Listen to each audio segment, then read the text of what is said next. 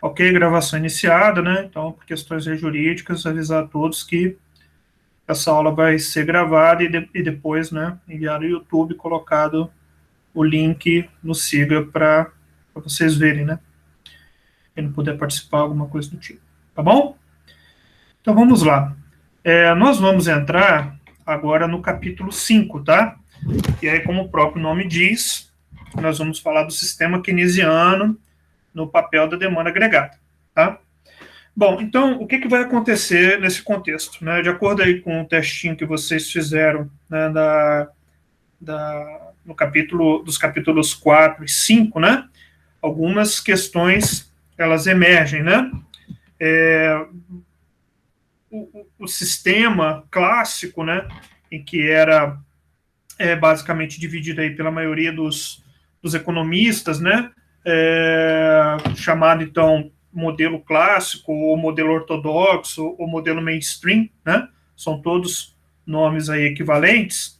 Ele realizava uma série de previsões, né, e quer dizer, ele possui uma série de teorias, né, envoltas nele, a saber, né, falar de novo, que o produto era sempre um produto real, determinado por fatores reais, a taxa de juros era determinada por fatores reais, poupança e taxa de investimento da sociedade, e que toda a inflação da economia era proveniente da relação da quantidade de oferta de moeda, né? Relação de oferta e de demanda, de moeda, perdão, que vocês sabem, a moeda entrava dentro do sistema econômico, eu tinha uma proporção fixa, né, de moeda que eu usava para fazer transações, né, que seria minha demanda de moeda para fins de transação. Então, como a minha quantidade de moeda aumentava, eu fazia mais transações comerciais, e como o produto ele sempre estava relacionado em termos reais, isso fazia com que o produto, em termos reais, ele não se alterasse, a única coisa que se alterava era em termos, então, do nível de preços. Mais moeda, aumentava o nível de preços. Tá? Então, o que acontece, o que nós tínhamos nesse caso, então, e da onde que, qual é o conjunto em que o Keynes ele se insere com a teoria geral, né, o livro que ele publicou em 1936, né, que foi escrito ali, então, no período, né, já havia, né, não sei quando que ele começou, mas provavelmente antes da grande recessão de 29, ele já estava escrevendo esse livro. O ponto-chave é que ele dizia que não havia, né, uma teoria, né, explícita a respeito da demanda, somente da oferta da sociedade. Então, somente de fatores ligados à oferta agregada, e não do lado da demanda agregada. Tá? Então, a função de demanda agregada, né, uma das perguntas do questionário foi essa também, era uma função de demanda implícita, né? Ou seja, ela não mostrava explicitamente como que as variáveis da demanda agregada elas possuíam algum tipo de efeito dentro do sistema econômico. Era tudo implicitamente, ou seja, eu coloco mais moeda e aí essa moeda a mais vai influenciar o consumo e investimento, mas não estava claro como que essa situação ela incorreria, né? Como é que essa moeda ia interferir dentro do sistema econômico. E aí, então, como todos nós sabemos, né, a partir de 1929, há a grande depressão econômica dos Estados Unidos, há a grande recessão, né? E o que nós temos, então, nesse caso, já nos Estados Unidos, é um grande aumento do nível de desemprego, tá? Então, o desemprego aqui, ele ficava em taxas, né, anteriores a 29, sempre aqui entre 3% e 4,5%, né, ficava flutuando a taxas relativamente baixas, então ele começa a aumentar, né, sai aqui de 3, menos do que 4, vai para 9, 16, e atinge aqui uma taxa de desemprego absurdamente alta, que nunca mais foi visto dentro da história econômica, né, pelo menos dos Estados Unidos, de 26%. Né? Em 2008, viu-se uma taxa de desemprego tão alta. Chegou aqui, não sei, 12%, 14% no máximo, né? Já foi considerado um absurdo.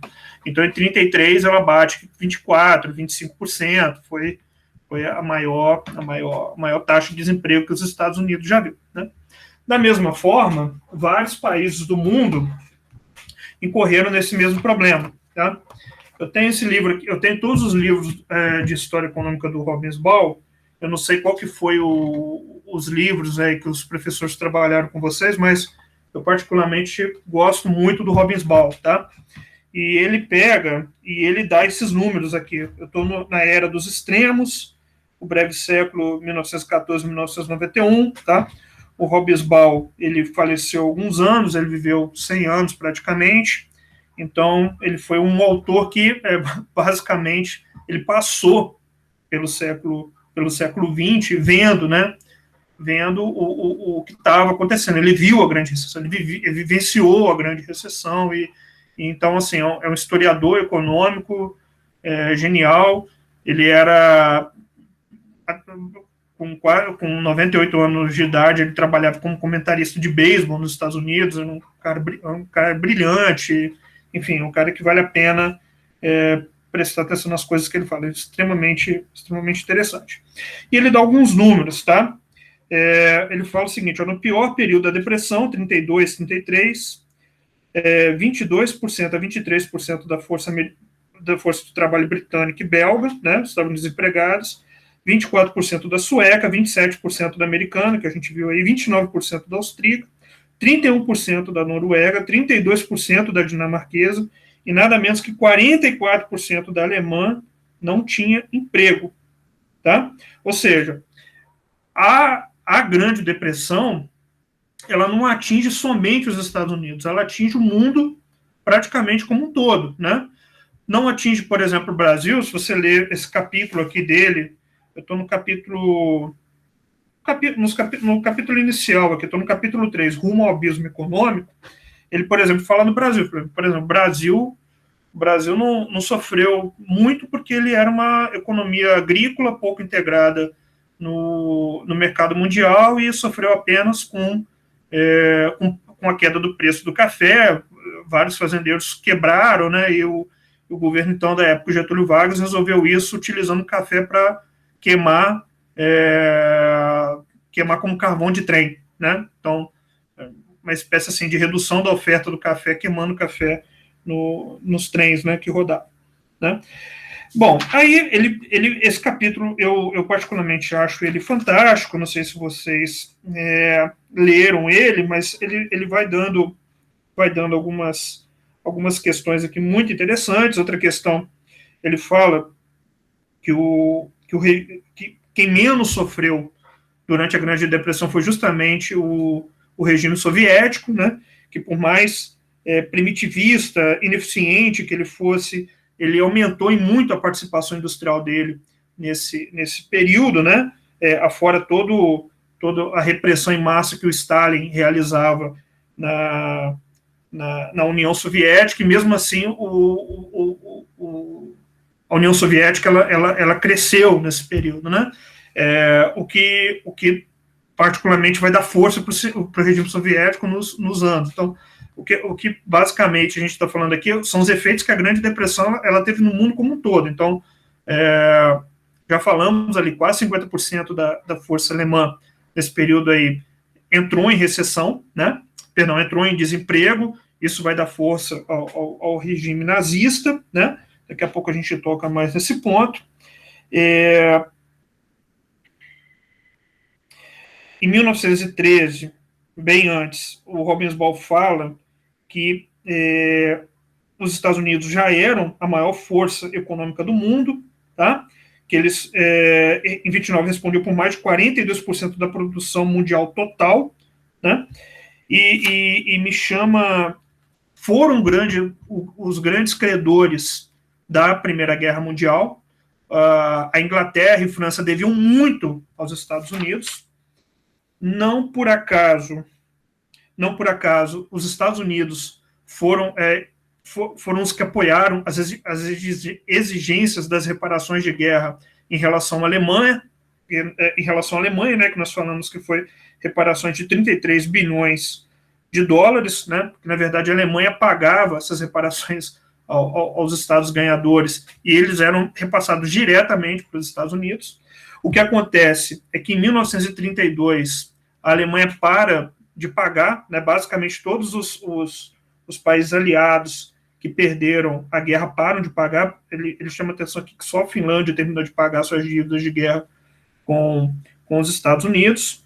E um outro elemento extremamente relevante aqui é que os Estados Unidos eles já tinham nessa época o maior peso no comércio mundial, né? Eles importavam, em suma, não há explicação para a crise econômica mundial sem os Estados Unidos. Eles eram, afinal, tanto o primeiro país exportador do mundo na década de 20, quanto depois da Grã-Bretanha, o primeiro país importador. Importavam quase 40% de todas as exportações de matérias-primas e alimentos dos 15 países mais comerciais. O fato que ajuda muito a explicar o desastroso impacto da depressão dos produtores de trigo, algodão, açúcar, borracha, seda, cobre, estanho, café, em todo o mundo, né? Suas importações caíram 70% entre 29 e 32, né? E as suas exportações caíram na mesma taxa. Ou seja, não foi só os países que perderam, né, não exportando. Os Estados Unidos também perdem, porque eles não conseguem mais, eles não importam e também não exportam os produtos dele, né? O comércio mundial teve uma queda de quase 1/3 entre 29 e 39, mas as exportações americanas despencaram para quase metade, né? Os 50% aqui que a gente acabou de falar. Ou seja, mesmo nesse mundo de 1929 e 30, né, em que não existia internet, não existia, obviamente, não existia, quando eu nasci não existia internet, não existia absolutamente nada dessas questões. O comércio, as exportações no mundo eram extremamente relevantes, importantes para os países. Os países precisavam exportar e eles precisavam importar para poder sobreviver, né? E aí, então, eu já termino aqui, eu espero que não esteja muito chato, né? Na página 106, no último item aqui desse capítulo 3, o Hobsbawm ele vai começar a falar, então, do grande problema que existia em termos de pensamento econômico. Isso, para mim, é o mais importante. O que eu tentei fazer aqui foi dar uma contextualizada para vocês, tá? Primeiro, o Hobsbawm, em nenhum momento, ele vai lá e diz qual que foi o problema que gerou a Grande Depressão, tá? Eu já vi alguns professores, eu já tive algum dos professores, né, não me lembro se faculdade de ensino médio, que falavam assim que a Grande Depressão foi porque os Estados Unidos vendiam bastante para os países europeus começaram a se reconstruir, pararam de importar tanto, e por isso eles entraram, e por isso os Estados Unidos entrou em recessão. Não é muito, essa explicação, ela não é muito, enfim, ela não é dominante, tá? Na verdade, não existe uma explicação dominante para a Grande Depressão de 29, né? O que a gente sabe é isso, né? Que começou uma grande recessão, não teve uma causa muito claro. O que apareceu mais foi o crash, né, da Bolsa de Nova York em 1929. Mas a coisa ela foi acontecendo. As pessoas não estavam conseguindo arrumar emprego, os preços iam caindo, os salários não iam acompanhando. Em algum momento a coisa entornou, o caldo entornou de vez e sobrou para todo mundo, né? Como resultado, foi isso, né? Então não foi só a questão dos Estados Unidos parar de exportar, que eles exportavam muito, eles importavam muito. Então, no momento que eles pararam de importar, essa recessão se espalha no mundo, e também tem as questões financeiras que envolviam o mundo todo. Então, bolsa de valores, né? As ações viraram poeira, banco não pagava banco, e aí entra um colapso mundial.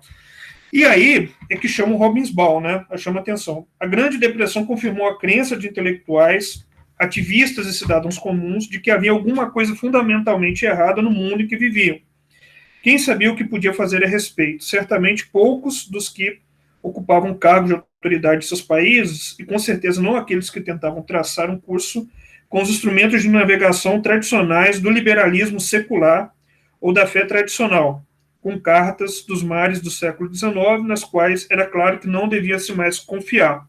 Né? Ele está falando aqui dos clássicos, tá bom? Até onde se podia confiar nos economistas, por mais brilhantes que fossem, quando demonstravam com grande lucidez que a depressão em que eles mesmos viviam não podiam acontecer numa sociedade livre, mercado propriamente conduzida, pois, aí está aqui, ó, segundo uma lei econômica com o nome de um francês do início do século XIX, está falando do Sé, né, Jean-Baptiste Sé, não era possível nenhuma sobreprodução que não se corrigisse. Então, ele não quis falar, não sei por que ele não quis falar do Sé aqui, né, mas ele está falando da lei de Sé, ou seja, foi aquilo que a gente falou lá logo no primeiro, logo lá no início da disciplina, né? Pela lei de Sé, toda oferta gera sua própria demanda. Então, se eu estou produzindo, eu estou fazendo investimentos, pagando salários, as pessoas estão consumindo, e a coisa vai funcionar. Se existe superprodução, os preços vão diminuir, né? E a coisa ela vai se equilibrar. Tá? Em 1933, não era fácil acreditar, como, por exemplo, que onde a demanda de consumo e, portanto, o consumo caísse em depressão, a taxa de juros cairia também, o necessário para estimular o investimento, para que a demanda de investimento preenchesse o buraco deixado pela menor demanda de consumo. Ou seja, modelo clássico de novo. Reduz o consumo, né? Aumenta a poupança, reduz a taxa de juros, o investimento vai aumentar para poder cobrir aquele buraco do consumo. Tá? Com o desemprego nas alturas, não parecia plausível acreditar, como aparentemente acreditava o Tesouro Britânico, que obras públicas não aumentariam o emprego porque o dinheiro gasto nelas seria simplesmente desviado do setor privado. Ou seja, efeito crowd-out, que ele está falando aqui, ó, que de outro modo geraria o mesmo volume de empregos. Ou seja, se o Tesouro Britânico gasta fazendo investimentos públicos, ele poderia ser feito pelo próprio setor privado com a redução da taxa de juros. Então, acreditava-se que se o governo fizesse isso, ele estava empurrando, né? Estava tendo um efeito crowd-out no setor privado, ou seja, estava deslocando o setor privado, assumindo uma tarefa que o setor privado faria com muito mais eficiência. Bom, Keynes entra dentro dessa onda, tá? Com o livro dele, A Teoria Geral da moeda, dos juros da moeda e do emprego, tá? O Keynes entra nessa onda. Então, voltando ao slide aqui do nosso livro, né? Então, com essa contextualização histórica aqui, né? O Keynes, ele vai escrever o livro dele. A primeira coisa que ele vai fazer no primeiro capítulo, eu tenho até esse livro aqui, mas eu não vou ler mais nada para vocês, para não encher muito, mas a primeira coisa que o Keynes faz, isso aí qualquer tese keynesiana que você pegar, principalmente do pessoal da FRJ, mesmo dos nossos alunos, mas pegar uma dissertação, matéria de doutorado, toda vez que vai se falar sobre demanda, papel da demanda sobre a economia, a primeira coisa que eles fazem, né, quem escreve esse tipo de dissertação, de tese, é fazer um capítulo, né, atacando a lei de Sé. Porque esse foi o princípio da teoria geral. A primeira coisa que ele vai fazer é atacar a lei de Sé. Ele vai citar alguns desses economistas clássicos, como John Stuart Mill, tem lá uma citação dele, que o governo, aquela mesma coisa que a gente já leu, já está lá na teoria geral. O governo precisa se preocupar estimular o consumo, porque o consumo ele sempre advém de elementos por parte da oferta. Tá? Então, a primeira coisa sempre é essa. Tentar substituir a lei de Sé por uma teoria que todo o sistema e todo o caminhar econômico ele vai depender da demanda e não da oferta. Basicamente, é um pouco isso que nós vamos fazer aqui, né? Então, como como que o Keynes... Bom, aqui eu fiz alguns recortes do livro, isso aqui para vocês lerem depois, tá? O Churchill era um cara ortodoxo, era conhecido como um cara da ortodoxia, né, um cara liberal. É dogma ortodoxo do Tesouro Britânico, né? Mantido de maneira inabalável que quaisquer que sejam as vantagens políticas ou sociais, muito pouco emprego pode, de fato, e como regra geral, ser criado por empréstimos e gastos estatais. Ou seja, nesse momento, quaisquer que sejam as vantagens políticas ou sociais, muito pouco emprego pode, de fato, e como regra geral, ser criado por empréstimos e gastos estatais. Ou seja, nesse momento, o papel do Tesouro, do governo, reconhecidamente, para os britânicos, na figura do Churchill, né, que era um cara extremamente importante durante vários anos na Inglaterra como primeiro-ministro, era que o papel era ínfimo, que não se conseguia fazer muita coisa com gasto público para estimular a redução do desemprego, né? De novo, nesse momento não existia absolutamente nada sobre demanda que nós vamos ver a partir de agora, tá? Daqui a pouco, perdão. Nos Estados Unidos, idem, tá? Esse trecho aqui ele é brilhante do Freud, né? Nos Estados Unidos, no auge da depressão, né? A administração Hoover planejou um grande aumento de impostos. A razão era para aumentar as alíquotas, né? Era a busca por um equilíbrio orçamentário, né? Porque por conta da grande recessão eles estavam aumentando o endividamento público dos Estados Unidos. Ou seja, a prerrogativa do cara como presidente dos Estados Unidos era cobrar mais tributo. Aí vejam isso aqui, ó. Quando Franklin Roosevelt disputou a presidência dos Estados Unidos com Hoover, em 1932, ele atacou seu adversário por ter falhado no equilíbrio do orçamento e defendeu cortes nos gastos do governo. Uma elevação do imposto de renda ou diminuição do dispêndio não reduziria a demanda agregada, o produto e o emprego. No sistema clássico, não, pois o produto e o emprego eram determinados exclusivamente pela oferta. Então, vejam aí, o papel do governo, nesse momento no mundo, era basicamente assim. Você estava numa situação de governo, de Estado mínimo mesmo, ou seja, o governo tinha que fazer aquilo que deveria ser feito em termos assim, de segurança, de coisas que o mercado privado não vai fornecer, ou seja, era um papel extremamente dito mesmo no momento de hoje, né? Se você for pegar as pessoas envolvidas com a política que vão ter esse mesmo tipo de postura, qual que é o nome que nós damos, né? São pessoas extremamente conservadoras em relação ao governo, né? Que o governo ele só deve realizar gastos que são papéis típicos do Estado mesmo, ou seja, aquilo que o setor privado não vai ofertar, porque se ele for ofertar, ele vai fazer de uma forma extremamente ineficiente, por conta de questões políticas, né, conchavos, né, mamatas, essa história toda aí que vocês já conhecem de longe, né, quando vai se criticar algum governo por conta de coisas que ele faz metendo a mão na economia. Ou seja, nesse momento, a história econômica mundial, dentro desse mainstream, dentro do papel da ortodoxia, dentro do sistema ortodoxo, dentro do sistema clássico, era assim, governo não faz nada, quem faz tudo é o setor privado. Quem consegue criar alguma coisa permanente que vai estimular a economia é totalmente o setor privado. Por quê? Porque o pensamento dominante na época era um pensamento exclusivamente clássico, né? De novo, renda da economia, renda real, como resultado de fatores reais, a saber, né, salário real, oferta e demanda de trabalho e juros, oferta de empréstimo e demanda por empréstimos, e só. Não tinha papel para o governo. O governo, qualquer governo que fosse gastar, fazer obras públicas e coisas do tipo, não ia conseguir ter efeito nenhum na economia. Como é que o Keynes vai entrar nessa história? Ele vai falar assim, olha, vocês têm essa visão, vocês têm essa cabeça, porque não existe uma teoria sobre a parte da demanda. Vocês têm uma boa teoria sobre a oferta. Agora, de demanda não tem nada. A não ser uma teoria implícita que moeda vai gerar mais inflação, porque a velocidade da moeda ela é constante, coisa e tal, mas vocês não têm uma teoria sobre demanda. E que o Keynes faz, né? Depois do primeiro capítulo dele, que ele ataca a lei de Sé, ele já começa a entrar com a teoria dele sobre demanda, tá?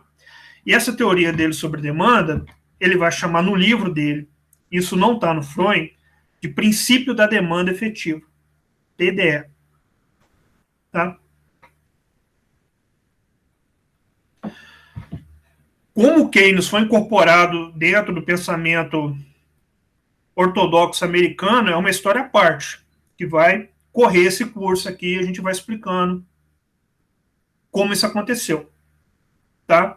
Isso é uma história, assim, é até difícil de acreditar quando você não é economista, né? Mas o cara escreve um livro, os ingleses de Cambridge, posteriores a ele, vão ter uma leitura A, e os economistas americanos vão ter uma leitura Z, sem exagero nenhum.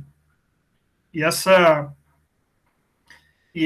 essas contradições e essas formas diferentes de entender e ler o Keynes, elas você precisa passar até macro 4 para poder entender que loucura foi essa. Mas, assim, o efeito do Keynes dentro da economia é uma coisa que assim, é isso mesmo, né?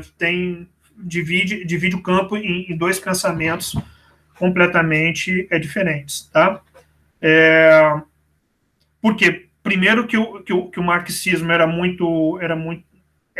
não é até hoje, né, muito associado ao comunismo. Então, aqui no Brasil você vai ter vários economistas que vão abraçar o marxismo como uma forma de leitura econômica, isso é muito comum em países subdesenvolvidos, mas nos Estados Unidos, pouquíssimos economistas fazem isso, né? Pouquíssimos economistas. Então, os economistas lá que abraçaram mais o papel do Estado para manutenção da economia estão associados a economistas keynesianos, e que, de novo, vai ter outro grupo keynesiano que diz que os keynesianos americanos não entenderam nada de Keynes. Essa loucura, de novo, você vai precisar de uns 2 anos aí para entender, mas eu garanto que até o macro 4 você está entendendo. A gente vai inserindo ela devagar aqui. Então, Keynes, ele começa com esse princípio da demanda efetiva, logo no capítulo seguinte a esse ataque da lei de Sé, tá? E no princípio da demanda efetiva, ele vai colocar todo o papel de importância para o funcionamento do sistema econômico na demanda, e não da oferta mais como fazia o Sé, né? Então, qual que é o pilar, né, dessa história, né? No Sé, na lei de Sé, em que a oferta gera sua própria demanda, a ideia era o quê? Quando eu decido produzir, eu vou pagar salários, eu vou fazer investimentos, eu vou comprar insumos, isso vai gerar renda para as pessoas realizarem essa demanda. No princípio da demanda efetiva, na PDE que eu acabei de falar, basicamente parte do seguinte pressuposto: ok, você decidiu produzir, mas quem garante que você vai vender? Quem garante que as pessoas vão querer comprar seu produto? Quem garante que essa quantidade de produtos que você colocou no mercado, ela vai ser toda absorvida? Ah, mas a lei de Sé diz, olha, tá, mas as pessoas podem simplesmente não quererem gastar toda a sua renda comprando seus produtos. Elas podem querer guardar o dinheiro, se não forem títulos, debaixo do colchão, tá? Isso é meio forçação de barra, mas beleza, elas guardam lá como títulos, e os bancos simplesmente não querem arriscar, eles acham que está muito arriscado para emprestar dinheiro, e o dinheiro empossa, o dinheiro vai parar, o dinheiro não vai circular. Então, eu já estou começando alguns elementos para vocês, para entender o keynesianismo. Quem garante que, ao você produzir alguma coisa, ao você colocar seu produto no mercado, as pessoas vão comprar? Ah, mas na feira e tal... Tudo bem, na feira pode até ser, mas num sistema complexo, capitalista, a coisa é muito diferente. Você tem que tomar decisões extremamente complicadas, extremamente pesadas, em que a coisa simplesmente pode não fechar. Tá? E aí eu quero só ler mais um trechinho, eu quero ler um trecho para vocês aqui do nobre Dillard, tá? Que a teoria geral tem um probleminha, tá? Tem algumas coisas lá que ele pega e fala assim, por exemplo, ele vai falar de um tema lá qualquer, eficiência marginal do capital. Aí ele começa a falar do tema e só no capítulo 3, 4 na frente, ele vai explicar o que é eficiência marginal. Então é um livro que normalmente o pessoal lê e relê ele várias vezes para poder entender, e não necessariamente existe consenso entre os próprios keynesianos acerca do que o Keynes quis dizer sobre uma determinada questão. Tem algumas questões que são consensuais, por exemplo, que eu vou ler aqui agora, mas nem todas. Tá? Então, o princípio da demanda efetiva, ou procura efetiva, tá? Demanda efetiva, procura efetiva, a mesma coisa. O ponto de partida lógico da teoria do emprego de Keynes é o princípio da procura efetiva. O pleno emprego depende da procura agregada e o desemprego é o resultado de uma carência de procura agregada, ou seja, de demanda agregada. A procura efetiva se manifesta pelo gasto do rendimento, que eu estava falando. Tá? A procura, a demanda efetiva, se manifesta pelo gasto do rendimento. Eu tenho que gastar o meu dinheiro para poder ter demanda na sociedade. É um princípio fundamental que, quando o rendimento real de uma comunidade aumenta, aumentará também o consumo, porém menos que o rendimento. Ou seja, eu não gasto tudo. Tá? Em consequência, para que haja uma procura suficiente para manter um aumento do emprego, tem que haver um aumento do investimento real igual à diferença entre o rendimento e a procura de consumo originada desse rendimento. Ou seja, como eu não consumo tudo, para o PIB continuar crescendo, uma parte tem que ser cada vez maior em termos de investimento. O investimento ele tem que continuar aumentando, porque o consumo, isso é uma coisa que a gente vai ver também, ele não aumenta mais do que proporcionalmente o rendimento o tempo todo. Então, o investimento ele é um fator importante e ele tem que continuar crescendo. Em outras palavras, o emprego não pode aumentar a não ser que aumente o investimento. Investimento, então, é uma variável chavíssima, tá? Para os keynesianos. Essa, de novo, em outras palavras, o emprego não pode aumentar a não ser que aumente o investimento. Esta é a viga mestra do princípio da procura efetiva. Como é fundamental para a teoria geral do emprego, voltará a ser exposto de uma forma mais ampla nos parágrafos que se seguem. Tá? Então, em algumas questões, o Freud vai ali, tá mais ou menos, tá dentro ali das ideias keynesianas. Então, o que tá acontecendo aqui em termos de teoria que nós estamos dizendo é o seguinte: para o emprego poder aumentar, você tem que ter um investimento. O investimento é a variável-chave no sistema keynesiano. O consumo é relativamente estável, porém o investimento ele tem que ser sempre crescente e compatível, né, ele tem que ser sempre crescente para poder ter um nível de emprego crescente.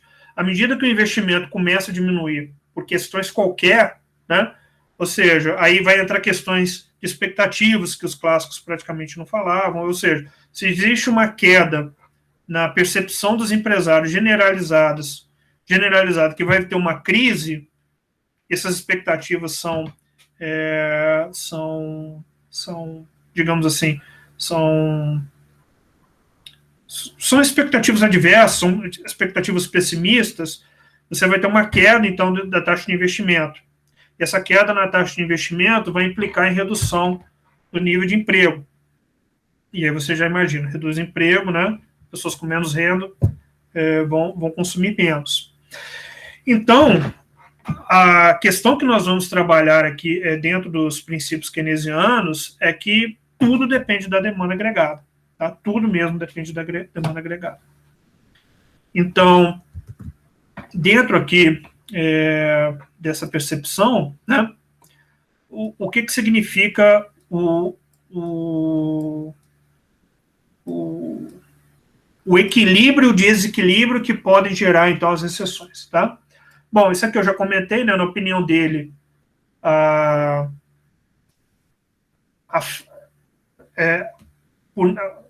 na opinião dele, os presidentes americanos que eu citei, o Churchill e tal, não saberiam, né, falar da importância do Estado, porque não existia, né, uma teoria, né, sobre demanda agregada, né, apenas sobre oferta agregada pelo lado dos clássicos, né, que foi o que a gente estudou até agora. Então, essa falha, né, essa falha era a falta de uma teoria explícita na demanda agregada, para falar do papel da demanda agregada na determinação do produto e na renda, tá? Bom, então vou entrar aqui na questão do papel da demanda agregada. A demanda agregada, ela vai ser constituída, então, pelo consumo por parte das famílias, uma demanda por investimentos desejados pelas firmas e a demanda de bens e serviços por parte do setor governamental, tá? Embora não está explícito aqui, né, os investimentos governamentais entram também aí, tá? Não sei se vocês estudaram isso em Introdução à Economia. Investimento é investimento público e privado, tá? E o gasto, ele é considerado uma espécie de consumo por parte do governo. O que significa isso? O que é o gasto com consumo? É despesa corrente. Despesa corrente é aquela que o Estado faz e no final do ciclo orçamentário acabou. Então, por exemplo, o salário do professor aqui de vocês. O Estado vai lá e me paga mensalmente. No final do ano, o dinheiro é meu e de todos os outros servidores públicos. O que é investimento? Investimento entra como despesa de capital. Então, salários, que é basicamente a principal forma de gasto de consumo do governo, né? Além aí de outros bens, tal, a história aí dos alimentos aí que vocês acompanharam aí tempos atrás, né? Leite condensado, aquela história toda lá. Também o governo, ele gasta com isso, mas a grande parte dos gastos governamentais é com salários, sem dúvida nenhuma, em termos de despesa corrente, tá? E você tem a despesa de capital. O que é a despesa de capital? A despesa de capital é o investimento do Estado. Então, é aquela despesa que no final do plano orçamentário, né, do período orçamentário, gera algum bem para o governo. Por exemplo, asfaltou. Então, o asfalto ele não é salário, ele não vai desaparecer, o asfalto vai estar lá. Então, você tem um bem de capital, fez uma escola, fez uma praça, uma rua, iluminação. Então, tudo isso daí é um investimento, né? Porque investimento sempre é a formação bruta de capital fixo, mais variação de estoque. O que é capital fixo? É tudo aquilo que não se exaure no fim do período orçamentário. Comprou um computador? Capital fixo. Seja setor governamental ou privado. Construir um prédio? Capital fixo. Comprou papel? Se exaure. Então, despesa corrente. Então, tem algumas coisas a ver aí com contabilidade, que você já deve ter visto, né? Mas essa divisão é importante, tá? Todo esse G aqui é despesa corrente. Despesa de capital entra aqui no I, tá? Embora o livro não esteja falando nada. Bom, das hipóteses do modelo, né, nós estamos considerando aqui uma economia fechada, né? Ou seja, não tem exportação e importação, isso aqui vai ficar para a parte final da disciplina, tá? Depreciação também é omitida, né? E não tem distinção entre PNB e PIB, tá? Beleza. Então, o que é a demanda agregada? Consumo, mais investimentos, mais gasto do governo. C mais I mais G. E o produto nacional, ou seja, aquele que a gente estudou no, enfim, determinado por capital e trabalho, associação de capital e trabalho, ele vai ficar aqui do lado esquerdo, chamado de Y. Então, em equilíbrio, a oferta agregada, ela é determinada, em equilíbrio, né, a oferta agregada, ela tem que estar em equilíbrio aqui com a demanda agregada, né? E aí, a questão que nós estamos discutindo no sistema clássico, a coisa vinha sempre de cá para cá.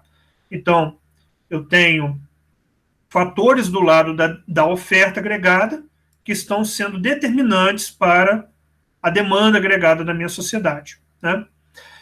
Em termos de equilíbrio, né, o que nós temos? Consumo é o próprio consumo, tá? O investimento, ele advém da poupança da sociedade, né?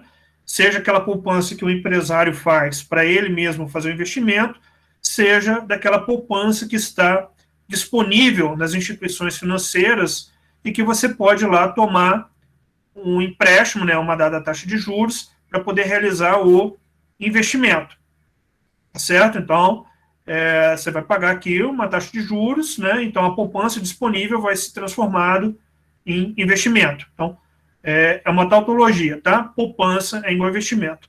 Toda renda não consumida é poupança e ela se transforma em investimento, que é a formação bruta de capital fixo mais variação de estoque.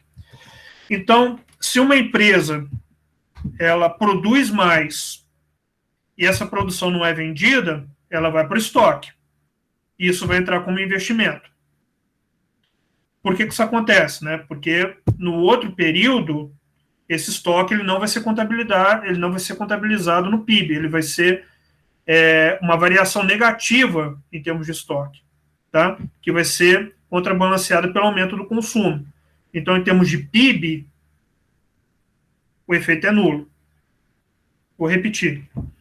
Produzi 100, vendi 50, guardei 50. Esses 50 que eu vendi foi para consumo. Esses 50 que eu não vendi, estoque.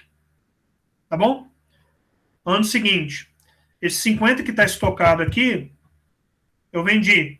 Então, vai reduzir 50 no estoque, ou seja, vai reduzir 50 no investimento, porque investimento é formação bruta de capital fixo mais variação de estoque. Então, reduzi 50 no meu estoque, só que eu vendi os 50. Então, o consumo aumentou 50. Então, reduziu 50 aqui, aumentou 50 aqui, não há efeito no PIB. Se tivesse, ia ser dupla contagem. Captaram? Ninguém falar nada, eu vou pensar que captar. Tá? Muito bem. Então, os fatores que vão determinar a demanda agregada é o consumo, né? Não tem de onde que ele vem, o investimento em equilíbrio com a poupança, e, por último, o gasto governamental com os tributos, tá bom? Então, eu gasto, enquanto governo, aquilo que eu vou arrecadar. Se eu gasto a mais, eu entro em déficit, né? Mas esse déficit, ele vai ter que sair de algum lugar. Então, da onde que ele vai sair, eu vou no mercado e pego dinheiro emprestado. Tá? Então, cobrei de impostos 100, gastei 150, esses 50 adicionais veio da onde? O Banco Central, né, o Tesouro, vai no mercado, vende títulos, pega esses 50 e entra dentro do meu gasto governamental. Tá bom? Então tá aqui, né? G igual a T. Obviamente que dá para